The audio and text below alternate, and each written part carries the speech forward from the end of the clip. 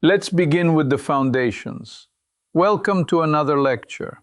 Today we will examine the career and cultural significance of Amelia Dimoldenberg. Our aim is to move from definition to context to open questions in a manner that is, we hope, both rigorous and practical. Hi everyone, I'm Priyanka. I'm excited to learn about how a very specific style of humour can scale from a youth club idea to the Oscars red carpet. To frame our discussion, Amelia Dimoldenberg is an English comedian, writer, and presenter whose signature register is deadpan and deliberately awkward. She is best known for Chicken Shop Date, an interview series staged as mock dates in London fried chicken shops. The point, as it were, is a subversion. We remove glamour from the celebrity encounter and locate it instead under fluorescent lights and formica tables. It's important to understand the key elements. First, the persona is constructed as much in post-production as in performance. Roughly 40 minutes of conversation are condensed into around 10 minutes, with silences, side eyes, and micro-reactions edited to amplify discomfort as the punchline. Second, the series' early guest list drew from grime, a London music subculture, which granted credibility and a built-in audience that values scene authenticity. Definitions. Deadpan humor. A deliberately effectless delivery that lets content, pauses, and timing create comedy without overt emoting. Grime music. A London-origin electronic genre with rapid breakbeats and MC-led verses. Its community norms reward authenticity and local knowledge. Red carpet correspondent. A presenter who engages guests briefly at high-profile events, generating concise, shareable clips.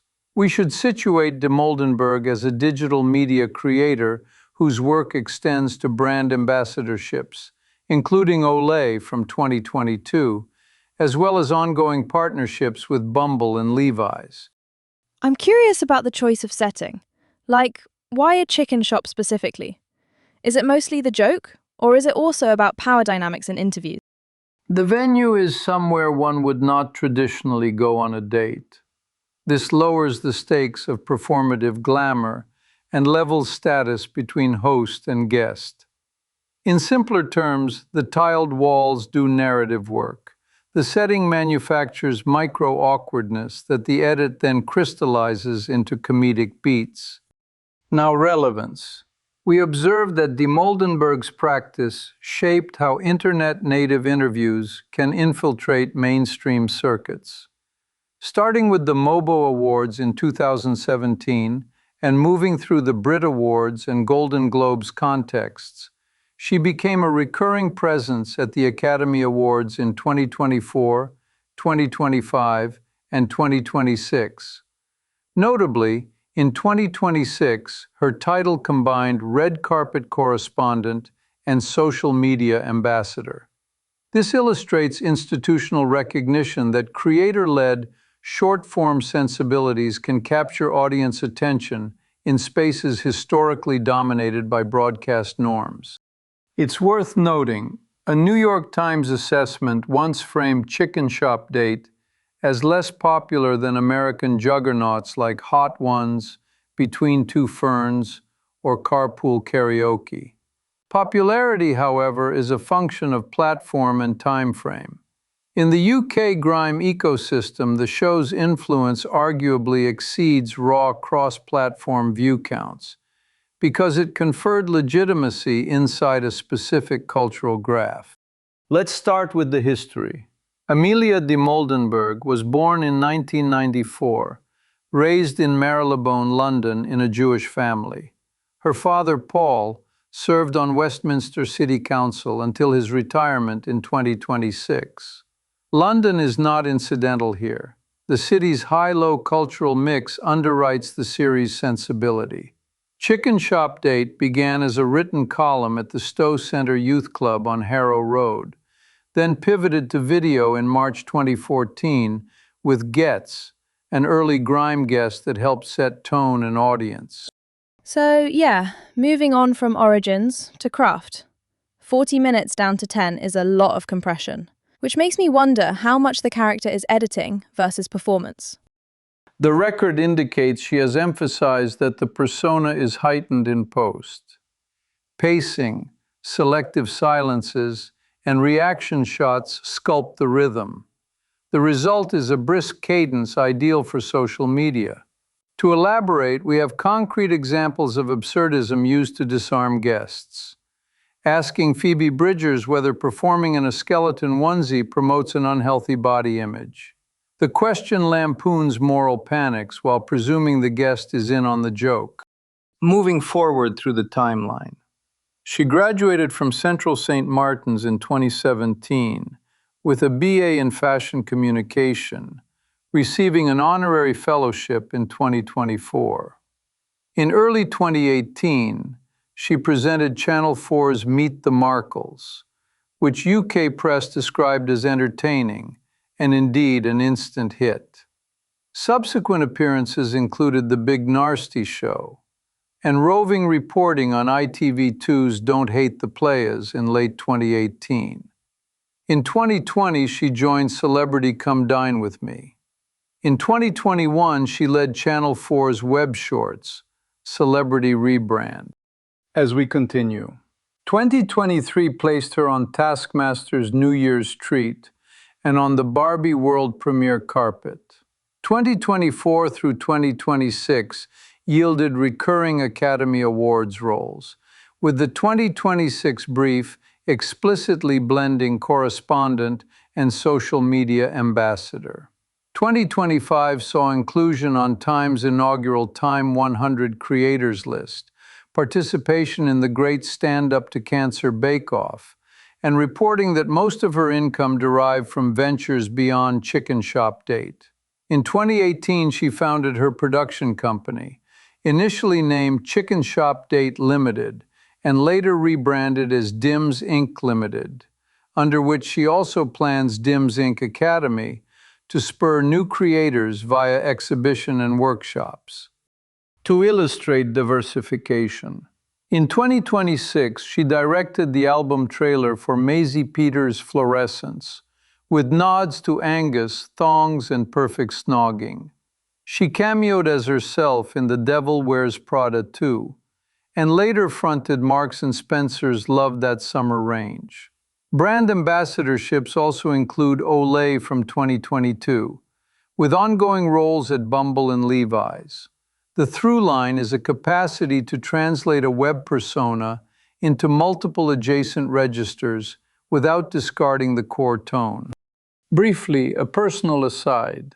As someone who spends long evenings with proofs and on occasion a chessboard, I admire a construction in which the decisive move occurs not over the board, but in the notation afterward. The joke lands in the edit. It is to some extent the comedy equivalent of endgame study. Remove unnecessary moves, leave only the inevitabilities. This logically leads us to three questions we will explore in depth. First, historically, what did Chicken Shop Date do to and for UK subcultures such as grime? Second, counterfactually, what if it had remained a youth club column and never become video? Third, prospectively, how will digital media evolve with figures like Dimoldenberg at the interface between platforms and institutions? I think the next thing we should talk about is that first one. How did the grime focus contribute to the show's credibility? Was it just early access to artists, or something deeper in the scene's norms? Historically, grime's ecology values proximity and proof of listening. Starting from the Stowe Center Youth Club, Dimoldenberg's early episodes with Friends of Friends were low stakes, community vetted, and thus trustworthy. By interviewing Getz in March 2014, she signaled literate engagement with the scene's canon, while the chicken shop setting quietly inverted status hierarchies that can plague music interviews. We can infer that this embeddedness allowed the show to circulate via word of mouth among tastemakers who saw it as one of their own, rather than as an extractive media drop-in. Additionally, the format's 10-minute compression is optimized for shareability, which harmonizes with how tracks and clashes spread in grime culture. Clipped, repeatable, context-rich for insiders, and alluringly odd to outsiders. The research-backed absurd questions, almost like playful call-outs, create a sense of in-joke without cruelty. The New York Times observation that the show grew by serving a specific subculture first is thus a fair characterization. The credibility dividend from that choice later smoothed the path to cross-scene guests and ultimately A-list appearances. Can we maybe now look at the counterfactual? Would the show have been as influential if it stayed a written column? Like, could text alone carry the awkwardness? Theoretically, text can register irony. Practically, this particular joke requires timing. Chicken Shop Date monetizes micro-pauses, glances at the camera, and the spatial comedy of two people navigating chips, napkins, and feelings. Without video, we lose the reaction shot, which is the currency of meme culture. The 10-minute edit yields a rhythm that platforms can index, clip, and recommend. A column, while charming, would likely remain a niche artifact in local music press, rather than a global pop culture touchpoint. Moreover, the career arc that includes red carpet assignments from 2017 onward, culminating in the Academy Awards roles from 2024 to 2026, presupposes on-camera presence refined in an interview laboratory. The skills are adjacent: brevity under pressure, question agility, and the ability to switch tone in seconds. Those are learned in a filmed environment, not on the page. So while talent can migrate, the probability of such institutional crossover diminishes absent the video scaffold. Building on that, what about the future? What challenges do creators like Dimoldenberg face in staying relevant while moving between internet formats and, legacy institutions? We can partition the risks. First, platform volatility. Algorithms change, attention fragments. Diversification is therefore not cosmetic. By 2025, most of her income reportedly came from ventures beyond Chicken Shop Date, including brand work and red carpets. Second, over-commercialization. Partnerships with Olay, Bumble, Levi's, and M&S can expand reach, but they must not dilute the persona's dry edge. Third, capacity and pipeline. DIMS Inc. centralizes IP, and the planned DIMS Inc. Academy suggests a strategy to incubate new formats and talent, hedging against reliance on one flagship series. Fourth, craft maintenance. Writing hundreds of questions for red carpets is not theatrical. It is an operations solution to stochastic encounters. With perhaps 10 seconds per guest, a large research-backed question bank allows instant personalization.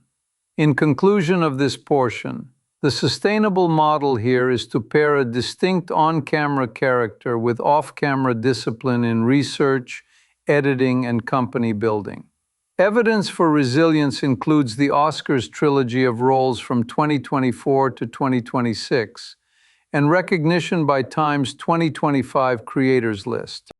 Maybe it's just me, but I like that she also tries adjacent crafts. The Maisie Peters trailer in 2026, the cameo as herself that same year. It feels like testing the edges of the persona, not abandoning it.